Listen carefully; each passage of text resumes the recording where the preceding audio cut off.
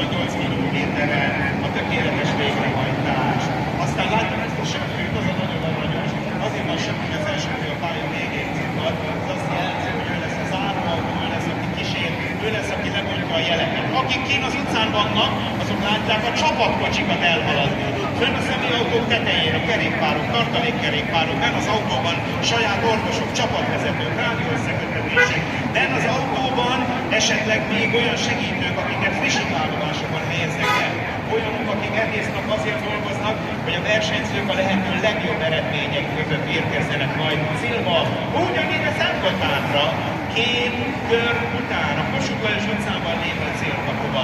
Szurkoljanak önök is, vigyázzanak a versenyzőkre, nehogy valamit beejtsenek a célegyenesbe, nehogy beszélhetően egy kutya, vagy ha valakinek rendelkezkedik az anyósa, fogja meg a kezét, engedje meg a mamát, engedje meg futni, hogy jól viselkedjenek.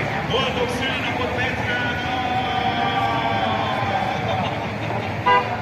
Hello, hol a Petra? A Petra, kapsz 2 puszit, jó? Nekem jó, nekem. Mit